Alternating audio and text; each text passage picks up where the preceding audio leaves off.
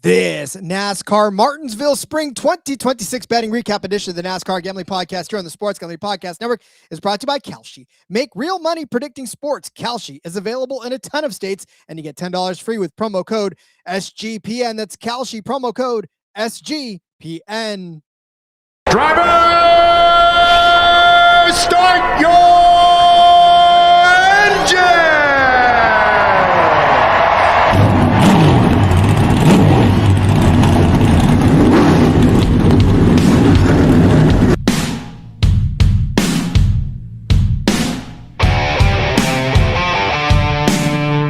Strap in and pull those belts up tight as the Sports Gambling Podcast Network presents the NASCAR Gambling Podcast. I'm just gonna put my foot on the floor and I'm not lifting till I see God or a checkered flag. My man. With all the news and the best bets for your NASCAR weekend. We want to thank you tonight for these mighty machines that you brought before us. Thank you for the Dodges and the Toyotas. Thank you for the Fords. Lord, I want to thank you for my smoking hot wife tonight, Lisa. In Jesus' name, boogity, boogity, boogity. Now, here are your hosts, Rod Villagomez and Cody Zeeb.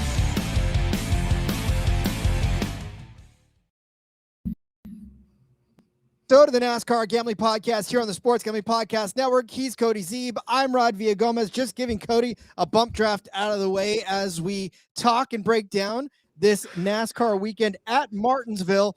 Whew, there was some racing, gentlemen. There was some controversial stuff that went on. And I got to tell you right now, if you're not in the Discord during the races, first of all, you miss out on probably the feistiest I'll ever get. And second of all, the feistiest that ever gets. Yeah, it's such a fun place. It really adds to the race day experience. Everybody over there, you can tell people's agendas based on the bets they have, which is great. Rooting for cautions, not rooting for cautions, thinking something's bullshit, thinking something's great. It's a fun, amazing time. Love the people over in the Discord. Always a great time. Speaking of Discord, get in there now. And once Cody allows me to speak, I will be able to be heard in the Discord. And you too can also be heard in the Discord as we start taking your calls to break all this down. I know we've already got some hands up, people waiting to get in and talk to us about the Martinsville weekend that was. I will say, however, congratulations to Chase Elliott for winning the most recent Cup race that just happened. The checkered flag has yet to settle, and the dust on the track has yet to settle, and here we are recapping it. But I tell you right now, Chase Elliott winning that race, Justin Allgaier winning the race. Cody, if nothing else, I went 2 for 2 on outrights this weekend. I can retire. Look at you, Rod. Hey, that's how it goes. I think this was the week Rod picked more than one outright, and look at that. We go 2 for 2. So just saying. But yeah, props to you for hitting the outright in both races. The Justin Verstappen hit was great. Amazing number you got over there. You know, really, Rod, I believe you gave out Palou in the IndyCar show. So you were 3 for 3. F1 doesn't count because we all knew it was going to be a Mercedes to win. You just couldn't bet them. But yeah, pretty good week for you outright. It was another great week of betting in a general sense. Joey Logano, never not top 10. I mean, you never had to sweat any of that. The top 5, obviously, we'll get into all the bets, but yeah, I thought it was a great weekend betting wise. I feel like we're hitting our stride, and you love to see it. Absolutely love to see it. Yeah, I mean, again, all the racing that happened this weekend. Spoiler alert, I haven't get to watch the Indy race or the F1 race, but you know, I'll still watch it. I was gonna say, I'll still watch it regardless if I know who wins because I got to see how it happened. I mean, it's not really a spoiler that Palou won. Like, it was a foregone conclusion, as you said on the show. It was never not going to happen, right? That's exactly what I said. So, yeah, lots to break down, obviously, in both series, the O'Reilly series and the Cup series. So let's get to that. But first, baseball's back. And so is the MLB Gambling Podcast, baby. Daily Picks Podcast, breaking down all the MLB action. Get it on the SGPN app or wherever you get all of your favorite podcasts like this one. Cannot wait to get to your calls, so make sure you get in there. ladies and gentlemen, when you're ready, raise that hand. We will get to you as we see fit. But first and foremost, Cody, let's break down the race that just happened. We'll talk about the O'Reilly Series race. The chat's already blowing up with people complaining about this particular race, especially since most of them were betting on Denny Hamlin, and Hamlin did not win. But here's the thing, Cody, this is where I want to take the conversation just to start with, just to begin with. Okay. When we talk racing, if it's a long strung out, boring race, people get mad because it's a long strung out, boring race.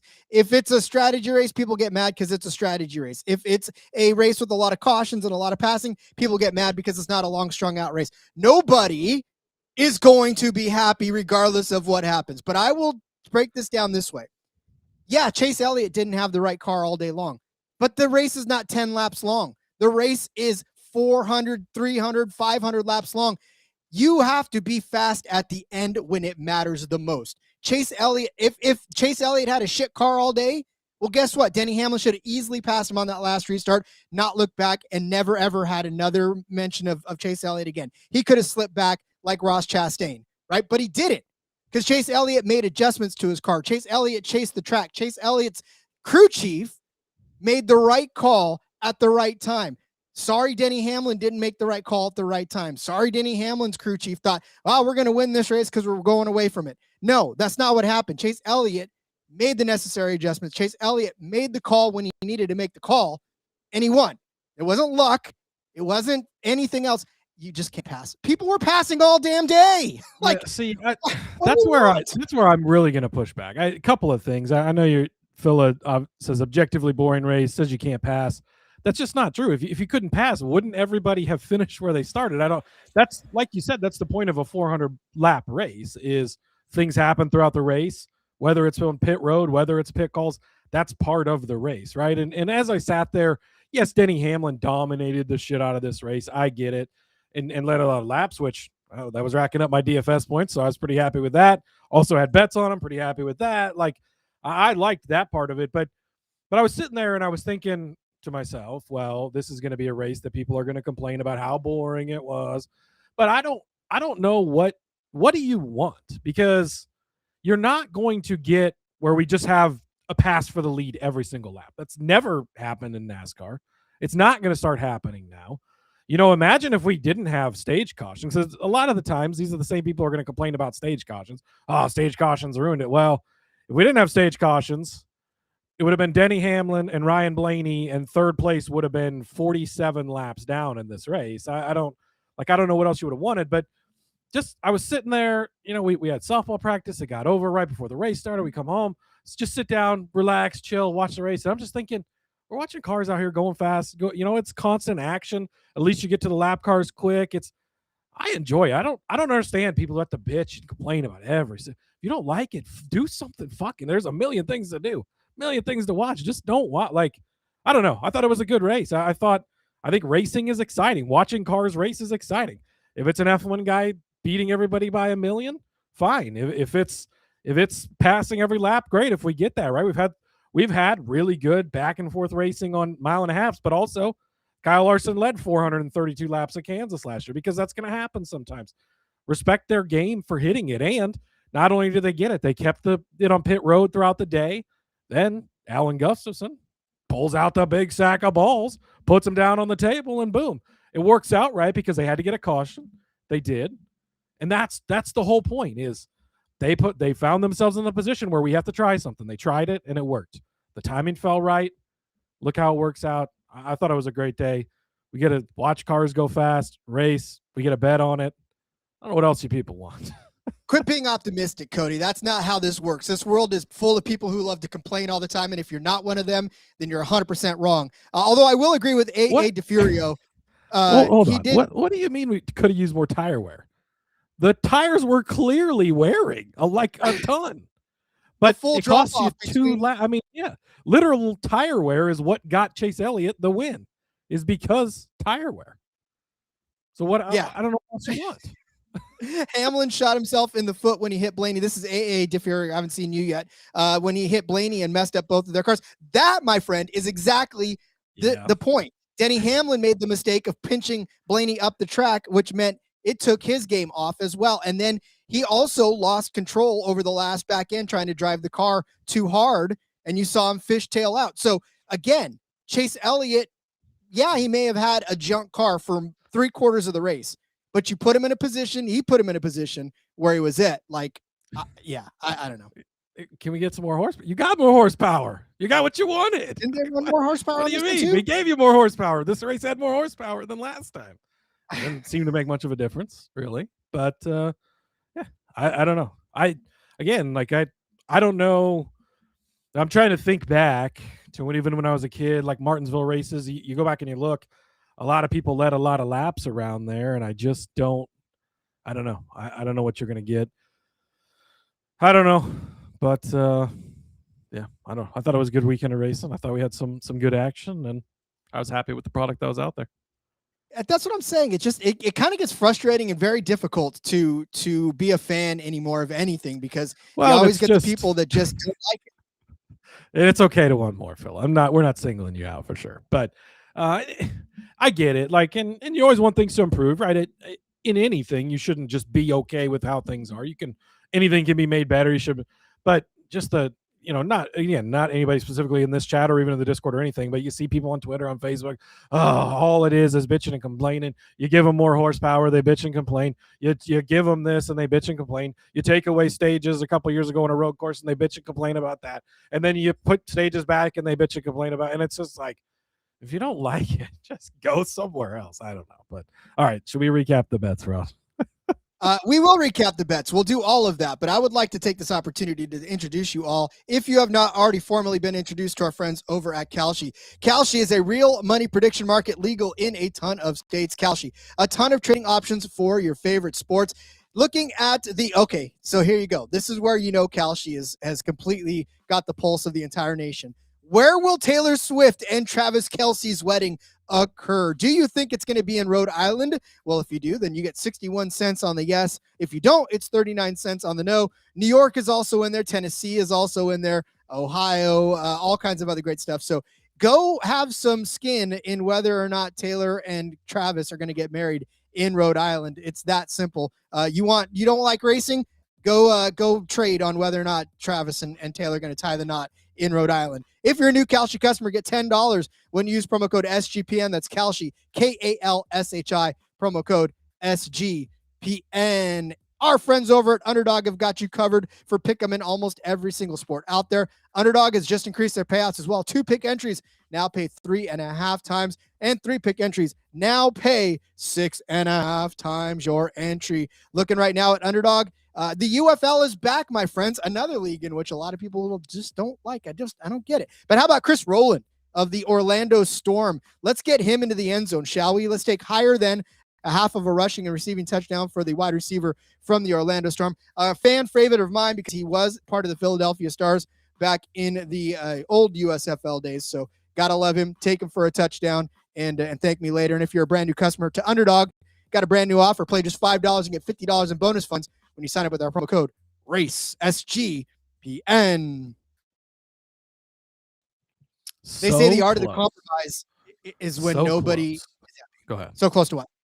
No, well, so close to hitting the Underdog. Over on the YouTube, back-to-back weeks, I had Hamlin better, Logano better, both of them hit. Barry better, hit that, and Ryan Blaney got us by 2 spots. So freaking close. Yeah, Ryan Blaney. Anyways, that was back to your Hamlin slapping up to. Yeah, that was just. It killed the car. I mean, he smacked the wall hard, so that was too bad. Yeah. I don't know. I don't know what to say. I just think we're complaining too much in this episode already. So let's break down the bets. We're complaining too much about the complainers, as Fitted Jones points out. So we'll stop with that. Exactly. But, all right. I had Kyle Larson over William Byron -105. I also had Kyle Larson top 5 at even money. Kyle Larson sucked. I'm sorry. Did I say Kyle Larson? That was weird. Why did I say Kyle Larson? I definitely meant to say Captain fucking Shook, because he's shook. Chevy is shook. Hendrick is shook. Chase Elliott won this. Props to them. Great call by Alan Gustafson. But when we get to Bristol and when we get to Kansas in a couple of weeks, the Chevy fade is on, because Chevy does not look good. Clearly, it's not just the big tracks. It's the little tracks too. They were just out to lunch all day long. I mean, Larson was just fucking horrible all day. They came in pitted. He got a little better for a little bit, but just never had a shot at anything. And I say all this, he finished 9th, which again, for most people is a good day, but for Larson, it's just not. It's a bad day. There was no chance his top 5 was going to hit. No chance he was going to beat William Byron all day. So, highly disappointed in Kyle Larson. And I think I'm going to set Kyle Larson on a little shelf over here until he gets back into victory lane, which is going to happen because we know it's Kyle Larson. But we're up to 31 races now without a win. I don't know how you can bet on this guy anymore at this point. The numbers we're getting for him. Yeah, again, it's frustrating to be that good and to not be that fast on a week-to-week basis. So, yeah, Kyle Larson to be where he was is a good day for most drivers that drive cars that aren't Hendrick cars. But like even the broadcast was saying, Hendrick not necessarily all that fast. And Fitted Jones reminding us it's a joke. I know we love to get fiery on here, but we also know that we don't take things personal. We brush it off and then we go on forward. That's right. No, nothing is really that serious. That's the whole thing of it. All right. I had Reddick over Bell, and boy, this was looking okay for the first stage and a half. But Reddick's angled hoses with Brad Keselowski on pit road kind of screwed this one. How is that not a penalty? I guess if your thing is in his box, maybe it must be fine. But that was frustrating for future bets that we'll get to in this episode. But Bell. Not impressive, Rob. So I think this was a great call. What'd you say? Oh, I just said we need to cut that part out and make it a thing. If his thing is in the box, then it's got to be a penalty. Yeah. Yes. Anyway, no. Listen, Bell was not good for the most part. And look, if you want to complain about something, complain about Bell car, because Bell did not have a good car all day long, and he's still winds up finishing in the top 10, and he should not have been a top 10 car because that car was most of the day. Yeah, I'll give you that. But Bell was a guy you expect to be up there, especially on a short, flat track. Should be good. Very much under expectation for what you should have expected out of him. So I think you were right to fade him. Obviously, the bet doesn't hit because Reddick, the crew thing really fucked him up. He was doing great, keeping his track position. That's what we needed from him, but unfortunately got away from him. Joey Logano. Told you guys, you throw away last week. It didn't matter how slow he was. I saw Kelly in the chat earlier, searching for profits, say that something about Joey was done at Martinsville. He was going to head back to Darlington to finish completing the laps. Luckily, they have next week off, so maybe he can get it done. But it doesn't matter because he got it done today. The top 10, it was minus 150. I said I was going to take it anyways. So people found minus 120 right after the show. Fanatics opened it at that. I think I got minus 137 over at the casino. By today, it was unbettable, but worked out. He was never not in the top 10. It's now 14 in a row. Keep this in mind when we come back to the fall. I don't care what he looks like at that point in time. I don't care where he's at in the points. Joey Logano at Martinsville, you bet it. Also took the top 5 at plus 250. This looked good a majority of the day. It cashes. He finishes in 3rd place. I can't remember. I think he was 5th before the late caution. He might have been 6th, and I was kind of rooting for him to get back up there. But either way, this was a good bet. He was a fast car. I would say, I don't know. I think Blaney might have had the best car, to be honest with you, on the day. I know, obviously, Hamlin led all the laps and was out front. But Blaney just looked really good throughout the day. But you put those guys 1A, 1B, and I think Logano was probably the next best car, and he finished 3rd. So I guess that checks out. But, these were great bets. Went heavy on Joey Logano. He was the guy this week, so glad about that. And Ty Gibbs gets it done once a fucking again, Rod. Plus money for a top 10. Have they even watched any of these races? No Cup race next week. They're taking it off for Easter. But at Bristol in 2 weeks, Ty Gibbs' first win. Go ahead and bet that as soon as the books open it because it is coming. It's Ty Gibbs time. This is what, 4, 5, 6 races in a row with top 5 finishes. Dude is showing up, putting in the work, staying out of trouble. He looks good. Shout out to Austin Cindric, who keeps looking better. We've been saying it for how long. It takes time for these guys to figure things out. That was the Zillage thing coming into the year. It takes time, but once they figure it out in these good cars, watch out for Ty Gibbs going forward. So this was, again, one you never sweated all day. I mean, I wish it would have been a top 5 because you never would have sweated a top 5 either because he was up front all day long looking absolutely amazing. Yeah, and I told everybody too. I said, listen, I would ease up on him when he starts to show improvement and when he's actually, doing stuff that isn't causing trouble out there. And he has. So I have to do it. I have to let up.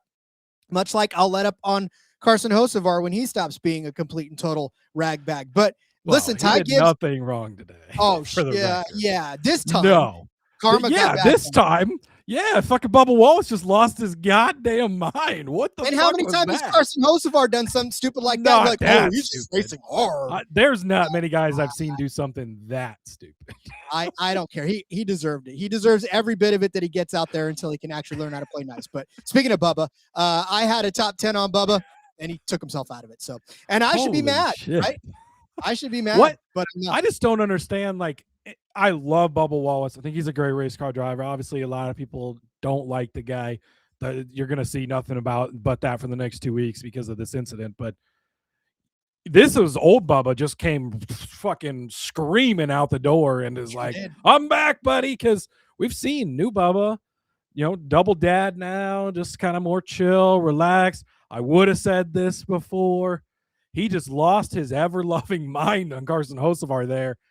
I mean, and it costs this is back-to-back weeks now with DNFs. I don't think he DNF'd or was really bad last week. He was really bad at Darlington. Week, yeah. Had a horrible finish, 2 in a row, goes from second in points to I think he's 10th or so now. That was just insane to me. He just said, fuck this, I'm done, and just floored it. And it was like, wow, what is going on here? It's a little bit disappointing to see out of a guy like Bubba. Like, ooh, that was just rough. Yeah, and for somebody who has a severe case of road rage like I do, I get it, Bubba. I get it. I know. But I mean, we've all wanted to do it, right? Right? And then he can. That's what pisses me off on the road is I can't do that. Like, I can't just run up to somebody and just give him a nice little gentle stuff. But I will say, listen, as much as I dog Hocevar and Gibbs for that kind of stuff, that was stupid. And you know what? The difference is he knows it. Now, he can't say it on camera. Like, he can't be like, oh, yeah, dude, I sent him because he pissed me off. His interview was made it even funnier because he's just like, yeah, oh, yeah, I just misjudged it. Yeah, that's what happened. Misjudged. Yeah. That's what the PR lady was in there telling him before he came out. You're going to say you misjudged this. Do not say, she hands him a sheet with highlighted words. Do not say these words. Do not say sent. Do not say sped. Do not say wrecked. Just say I misjudged the entrance of that corner. So, oh man. But yeah, it was wrong, and that was a stupid move by Bubba. Like I said, but I think the difference is he knows it. He'll move on. Whereas a guy like whatever, we'll stop talking about it. Anyways, Bubba Wallace top 10 didn't hit. Did not hit, sadly, Rod. Ryan Preece top 10 didn't hit either. Plus 140. I'm not sure. I feel pretty disappointed in this bet because you come to a track like this is the place, right? And he gets on Gluckcast this week and he's like, oh, he changed his name to the Paperclip Punisher or something. If you're going to change your name to that, maybe you should do some punishing, is all I'm going to say. It looked good to start the race. I mean, early on, he's just flying through the field. Then they get behind on the pit stop. I get it, but kind of never to be seen after that. Finished in 12th, so he wasn't terribly far outside of the top 10. Shout out to SVG, by the way, with an 11th place finish. And I did grab some Josh Berry at plus money this morning for a top 10. Luckily held on to that. But I was a bit disappointed in Ryan Preece not getting this done. And then Todd Gilliland at 5-1. This one never really had a shot. 23rd. You just didn't see it out of him. I mean, he got double top 5s last year. That's why we rode with this one. Again, we said it was going to be more chalky. And really, looking at the top 10, was there anybody not chalk? I mean, Austin Cindric is the longest shot probably of guys. If you were to go back and look at the odds at the beginning of the week, which probably wasn't that great. I think somebody got him at 3-1. Yeah, in the Discord actually. I mean, but outside of that, we didn't get any surprise, and that's why we didn't go crazy on. I had a 5-1, you had a plus 750, and that was all we really gave out because this was just a week where it was going to be chalk. But yeah, Preece looked good early and just fell apart. Gilliland started so far behind the 8 ball. I mean, I think he started 29th. When you're that far back and it goes green like this, it's really hard to make it positions. And unfortunately, they just were never given the shot. Well, his car didn't pass inspection twice, so they had to start that far back, and they had to start. Maybe they were trying to use what they used last year and didn't get away with it this year. Didn't get away with it this time. Yeah.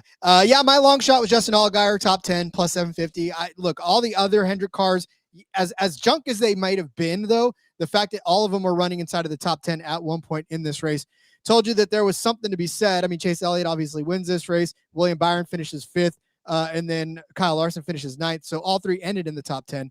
Unfortunately, just Justin Allgaier, even though he won the race on Saturday, just can't find any speed in that 48 car to even make it into the top 10. So we're done with that. Yeah. And I just thought maybe on this particular track, it'd be something for him to get there. Well, yeah, we had this conversation in the Discord this past week too. Like, one of these weeks, he's just going to look good, right? We've seen people step into these Hendrick cars and run well. Josh Berry had a second place when he was filling in for Chase Elliott with the broken leg deal.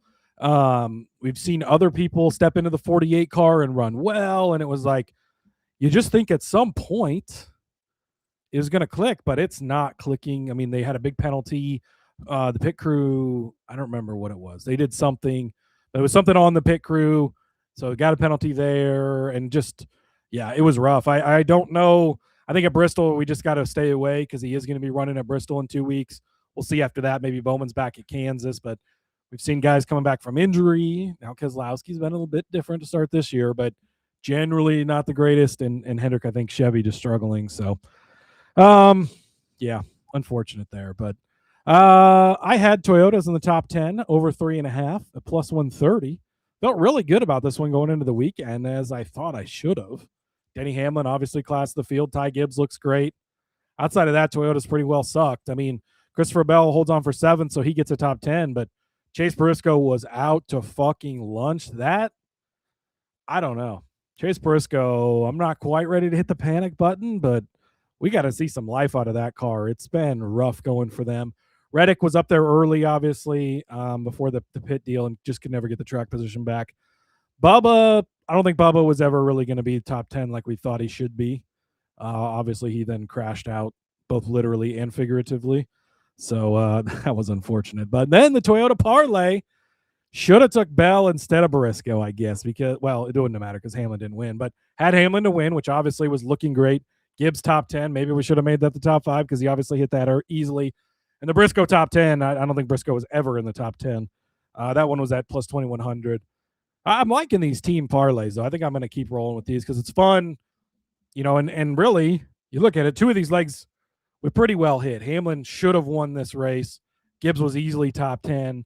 I just thought Briscoe could get it done, and he couldn't, unfortunately. But, yeah, these are fun bets. So I'm going to keep rolling with these, and we'll hit one of these soon enough.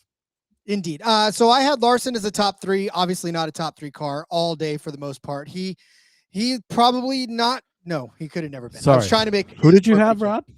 You had who? Captain Shook for a top 3, and that did not happen. So we talked about him enough already. It's just, this should have been one. His teammate won the race. I mean, there's no excuse for him not to have been a top 3 car, but he wasn't. I mean, Elliott wasn't a top 3 car either. At the end of the day, but he was at the end of the race. Well, yeah, and that's all that matters. Like that's how they pay. That's what they pay you for, right? That's what that's what the payout window looks at. Is what was the final score, and he was up when the score mattered. But yeah, that's how it goes. Andrew, by the way, got lucky on an Elliott 22-1 live. Thought it was too high. You were correct. Great hit for you there. Well, we had the Reddick car lift. Sadly, none of this hit. The Reddick pole at 18-1. He qualified 8th, so it wasn't horrible. Like the thought was he was going to go out late. Maybe he just lays down a heater. And the Toyota gets the pole. So yeah, there was that. But the top 10, top 5, top 3 win. Obviously, none of these hit. I felt good about the top 10. You know, his number had gotten a lot bigger going into today.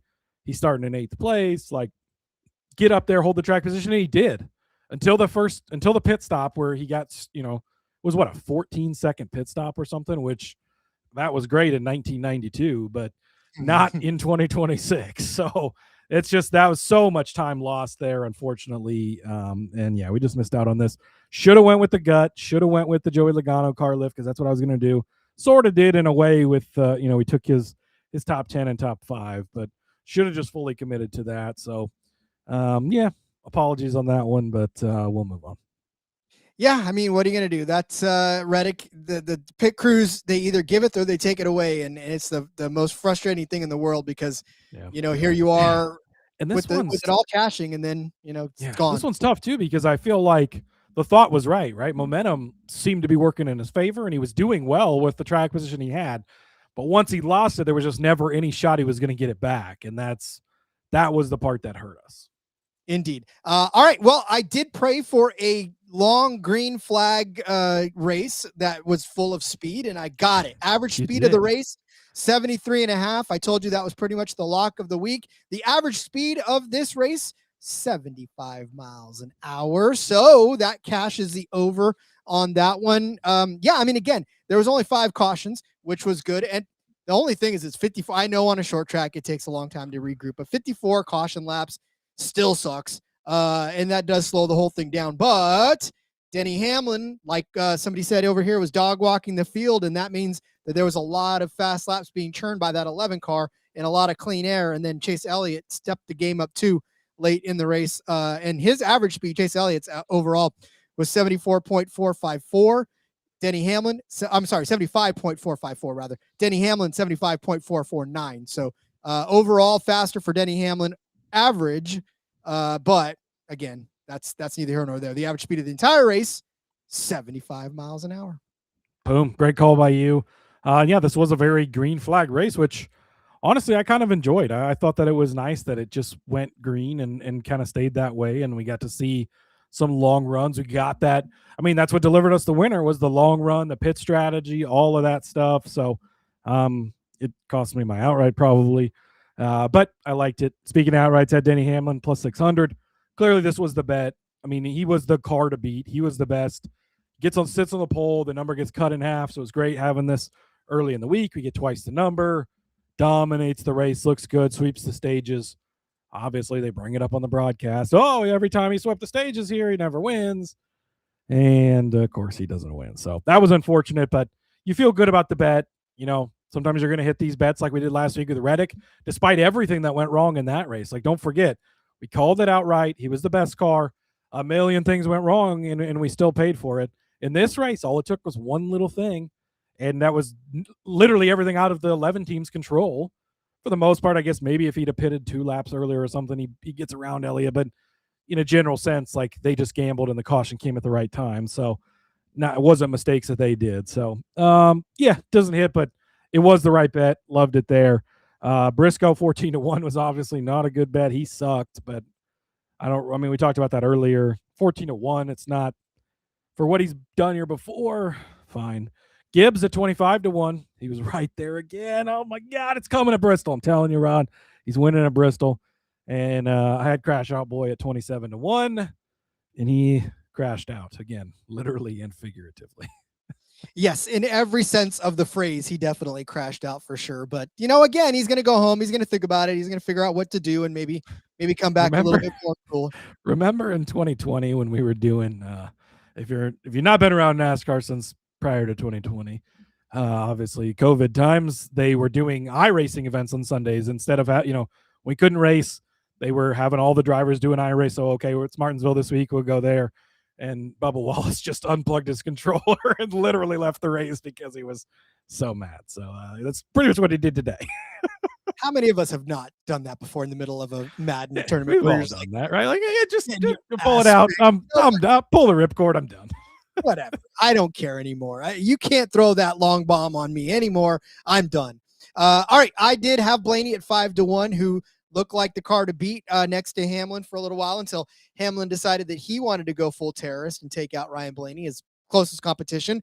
I think seeing that one, though, I think that was more of incidental. Like it looked like it was on purpose at first, but I think they just kind of when they showed that second angle, I think they were just kind of hooked up. And I think Hamlin could have lifted probably and avoided it, but it wasn't time to lift, and he was just going to keep going.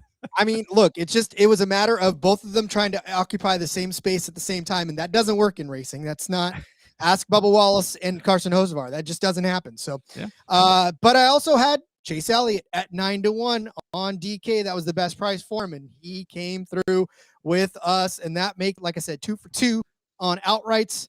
Kind of saved the day, that 9-1, because all the rest of it, the 9-1 in the average speed, because everybody else sort of let me down on my card. Yeah, but that's why you bet a variety of 9-to-1s, right? Your Blaney call was a great call because, I mean, and really, you mentioned it. We had, 4 of the top 6 were our outrights. I mean, you can't get much better than that. You sprinkle around with some different numbers.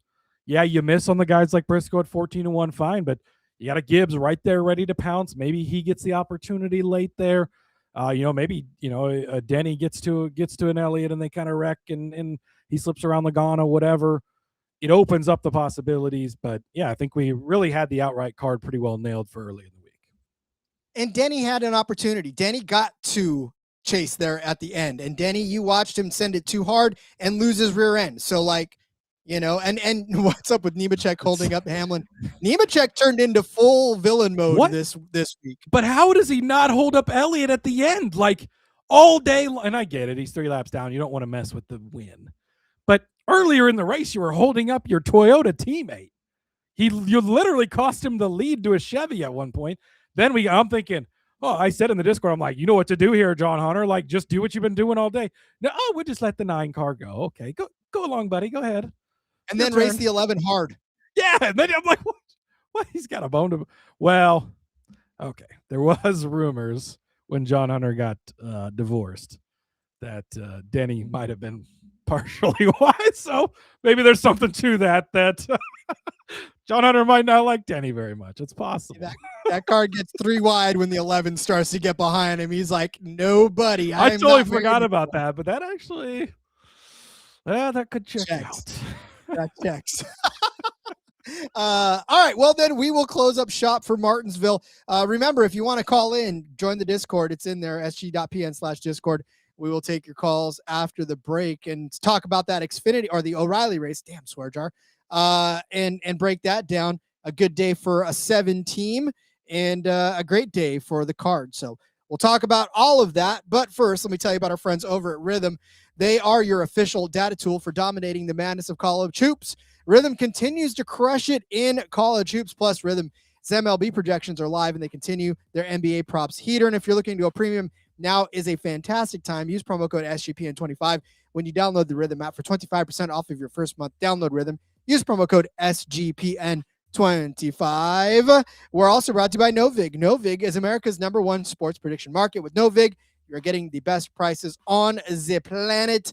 How about the Atlanta Braves taking on the just call me Athletics, right? Because they're not the Oakland Athletics anymore. They're not the Sacramento Athletics. They're just the Athletics. The 0-3 Athletics, by the way, soon to be Las Vegas, taking on the 2-1 Atlanta Braves. If you think that Atlanta is going to win by at least a run and a half, you can get that at +143 over on Novig. So take the Braves plus or a -1.5 runs, +143 over those poor Athletics who can't seem to get things going. And while you're there, you can download the Novig app and get $50 when you spend $5 if you use our promo code SGPN. Get in on the action with Novig, promo code SGPN. March Madness is still going on, and you still got an opportunity to take 15% off of everything in our merch store with promo code MARCH. Still time to get those first half undershirts. Still time to pick up those Racing Gambling Podcast stuff, coffee mugs, shirts, hats, whatever it is you want. Take 15% off on me with the promo code MARCH. Mention all that great stuff and more. Head over there and take 15% off. All right. O'Reilly series. O'Reilly. Pretty solid race all the way around. I thought there was some pretty good stuff going on in that one. And look, for me, I was happy to see my buddy come out and run a nice race and get in victory lane again. Justin Allgaier in this points format, Cody, is pretty much looking like he's going to take home his first championship. I grabbed some +350 this morning when I saw Lines repost, because looking at the field, and we'll see as the season goes along, maybe there's somebody that can compete with him, maybe Brent Cruz as he gets in there and figures it out, right? But the way that this points is set up, Justin is going to probably win the regular season, I guess, if you still want to call it that, whatever. He's going to probably be the #1 seed in the chase, right? So he's going to have that advantage. And then you just look at the way he runs week to week. I called him Justin Verstappen earlier because, well, that's what he's been looking like. I mean, he is just amazing and puts himself in position. This new crew chief pairing seems to be even better than the old one, which was pretty good. They've got things figured out, and I try not to overreact too much, more so in Cup. Somebody gets on a hot streak, it's like, oh my God, they're never going to get beat. And then, things change throughout the season. But Allgaier has already been consistent. And again, it's a weaker field in a general sense as we look at it.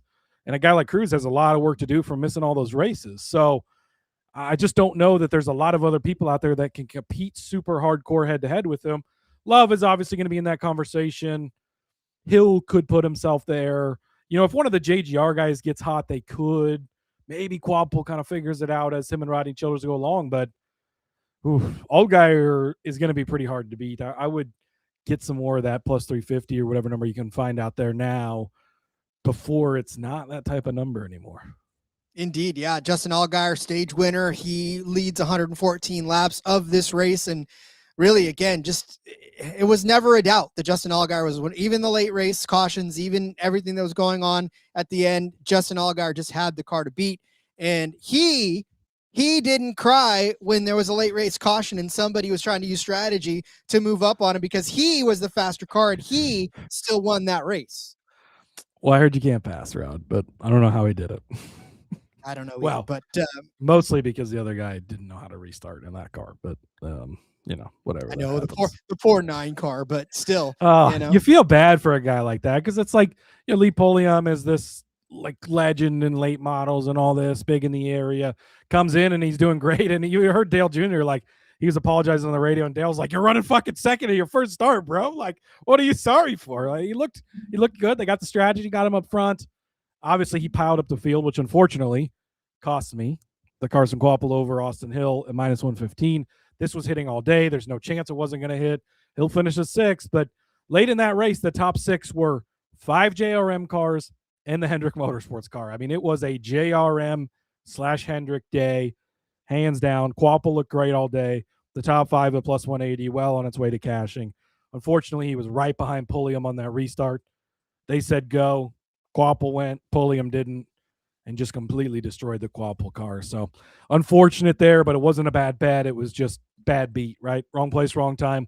That's how it goes. These Quapple bets would have easily cashed. So that's how she rolls.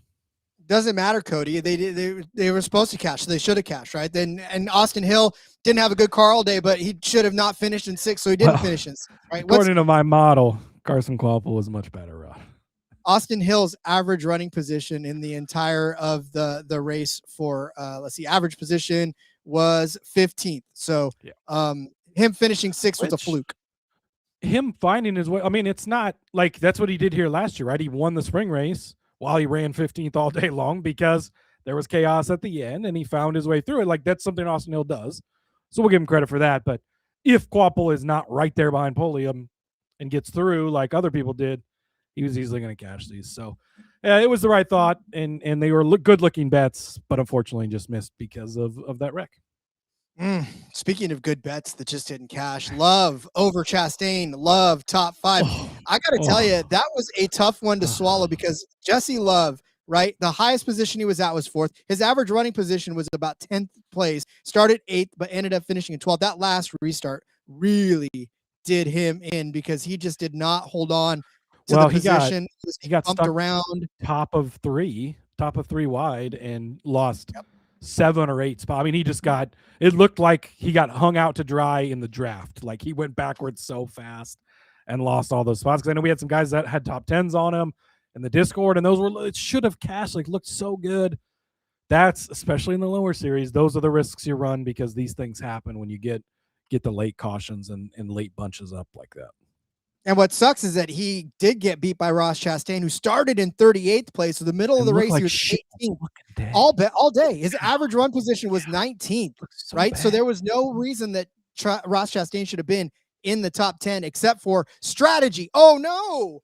But look, I'm going to admit that, Ross Chastain got the best of the strategy call and he actually beat Love just head-to-head. So you got to tip your cap to the 91 team for actually finding a way to get him in the top 10. Did it suck for my bet? Yeah, but he did it legitimately. So, what can I say? I can't sit there and say, Ross Chastain should have never beat Jesse Love. No, he shouldn't have. That day he was looking like junk. But guess what? he did. And that's all that matters in the end, right? That's all that Ross Chastain's going to care about. Jesse Love's going to go back and stew about the fact that he didn't get the finish he deserved. But again, that's racing, kids. That's racing, Rod. Holy shit. UConn just beat Duke.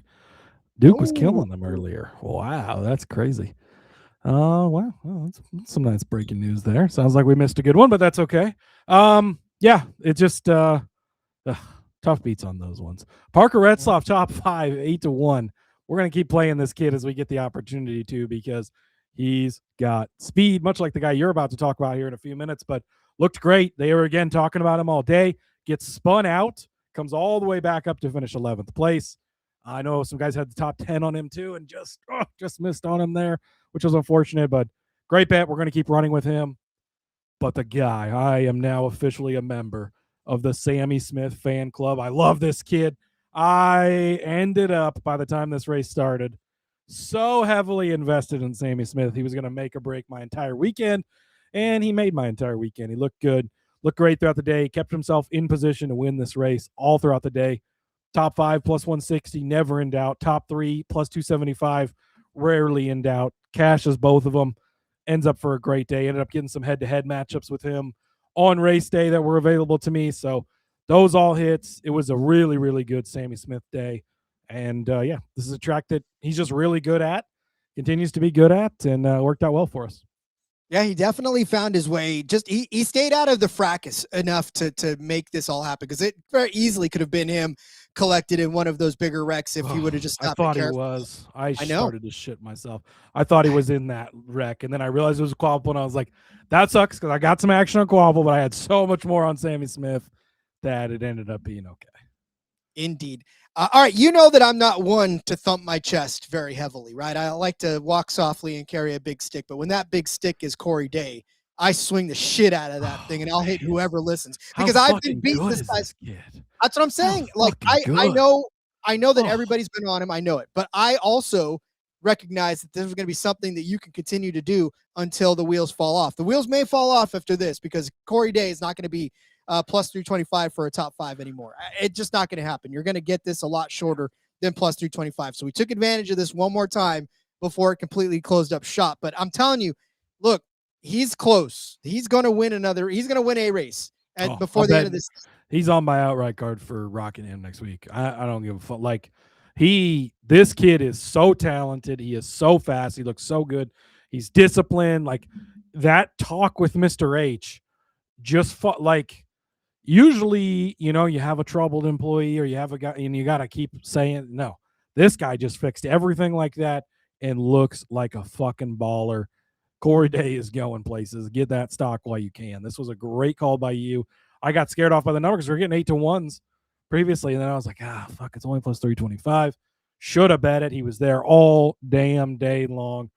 Literally all day long. So yeah, great call by you. Corey Day is a baller. Corey Day's average run position in his championship number is at. Oh, might be a pretty good one. Corey Day average run position in 6th place. His high was the lead. Ends up finishing runner-up. He was 6th middle of the race, started 7th. So, like you said, all day. I mean, there was never a doubt that Corey Day was going to be finishing inside of the top 10, let alone the top 5. And hell, we should have jumped it up to a top 3 is really what we should have ended up doing. But yeah, top 5, easy money all day long. I don't know if I froze or if Cody froze, but yeah, Corey Day going to be there for the end. And then I'll just get to my outright real quick. Justin Allgaier was the guy he was battling with all day long, plus 425 over on BetMGM for sure. And then I had a little bit of Jones, but unfortunately the Jones thing was not necessarily going to play out for us. It was okay. I mean, look, Jones started out the day relatively okay. He started out running well. He started 3rd from the grid, right? Finished in 18th, but was at least at one point the leader of the race. Average run position ended up being 13th, but yeah, just kind of had a rough go of it toward the end.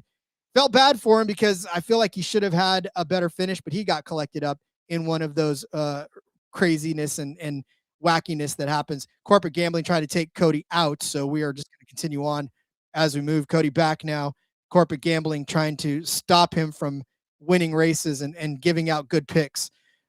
Cody, welcome back to the show. Oh, Cody's muted too. So double down on the whole trying to take him out. Where's the third? How do you get rid of the third box? What's going on here? I don't know. There you go. Okay, you got it. Okay. Anyways, I was about to give y'all Corey Day at 30-1 to win the championship. Do not wait. Do not pass go. Go bet this. This kid, so much speed. If he keeps figuring this out, he could certainly compete with Justin Allgaier. 30-1 over on DraftKings. It might be better other places. That's just what I pulled up and looked at, but absolutely need to bet that championship number now because that's crazy. Indeed. Well, I already gave out my outrights, Cody. I already talked about the fact that Justin Allgaier spoiled it. Justin Allgaier won. Okay, well, had Taylor Gray 5-1. We might have to put him on a shelf for a little bit. He's had some tough luck. And then they get penalized, and then he gets caught up in it. But that's kind of how it goes. Sammy Smith 9-1. Felt great about this. He definitely had a shot all the way till the end, like we talked about earlier. Added the quad pull 12-1 late. This looked pretty good. So ended up, the chat kind of talked me into that. Hey. It was close, right? And then Swalich at 40-1. Swalich was never going to win this race, but he had speed, looked good at times. But I believe he ended up getting caught up in that as well, and then dropped back to 20th at the end of the day. So it was always Justin Allgaier, I guess. But Sammy Smith, Carson Quapple, definitely feel good about those bets. Taylor Gray, for everything we saw last year in the two races, I mean, should have won both of them, really. Just didn't quite have that this week, and it was kind of unfortunate. Indeed. So again, we the show kind of did pretty well for ourselves in this particular weekend. So we were up 6,000 units. So that'll go on the books as I don't know. Like I said, I might be pretty close to that with Sammy between Smith. Smith and then today, and the little backdoor stuff. I got Josh Berry over Kyle Busch. And that was never anywhere close. So it made for some beautiful stuff. Hit some F1 stuff as well, which was nice. So, yeah, pretty fun weekend. No NASCAR Cup Series next week, Rod, but that just means we get a full O'Reilly episode, a full Trucks episode, because they're both racing. They're going to be at Rockingham. Trucks on Friday where they belong. O'Reilly on Saturday at Rockingham, and then Sunday we'll have off, Easter and all that great stuff. So, that's good. No other series are running. No F1, no IndyCar. They each get their own dedicated episode. We'll throw them in a pot, mix them up together for DFS. It's gonna be fun. I like what it's been a while since we had a full just O'Reilly, a full just Trucks. Hopefully, the books should be branching out, and giving us more options because there's nothing else going on. So give it to us, boys. Looking forward to it. Indeed. Yeah. Okay. So then join us coming up on Tuesday, maybe Wednesday, because if they don't put the O'Reilly odds out when they're supposed to, then we may have to push everything back a day. We'll see. That's why you got to subscribe to the YouTube, click the bell. Ideally, we'll run Tuesday with O'Reilly like we generally do with the Cup Series, but we'll see. I can't remember what it looked like last year. I feel like O'Reilly got out pretty quick because they knew that was kind of the main thing for the weekend, but we'll just have to kind of wait and see what the books decide to do. Indeed. All right. Well, then, Cody, let's let everybody go to enjoy the rest of their Sunday and then, of course, the rest of their Monday as they listen to this on a day behind. And, of course, remember, join us on the Discord. We did get the call-in working. So if you didn't get in today, unfortunately, I'm sorry, but get in next time. Absolutely. So, make sure you join over there, sg.pn/Discord. Hit the like, hit the subscribe. The subscriber numbers keep rolling up, the downloads, all that stuff. We see all that stuff. The bosses, more importantly, see that stuff. We really appreciate all of you guys. You keep this machine going. Let us have fun. Join us in the Discord. It's a place to be during the races. It's a ton of fun to hang out with those guys. It's like going to a watch party every week, but you don't even have to leave your house. You just get to sit there and chat with everybody while the race is going on. It's a great time. So, all right, Rod, follow me over on the X at Husker_Zeeb. You can find all my stuff over there. Congratulations to Ty Gibbs on his win at Bristol here in 2 weeks. We'll see you guys later this week. Yeah. Also, the Discord too. It's like the best family get together because you got yell at each other, you throw things at each other, but by the end you're hugging it out and you're going back to get ready for it all. You're making fun of each other. You have your little pokes and stuff, and then we all get to celebrate. Somebody hits a bet, you celebrate. It's a good time. It is a good time. All right, follow me on Twitter at RJ Villagomez. You can find everything I'm up to over there as well. We'll see you guys this week. Click the bell so you know when we're getting live with the O'Reilly Series episode. And until then, everybody, thanks for a great weekend. Let's go racing. Join us on our never-ending quest to make NASCAR betting fun again, and let it ride.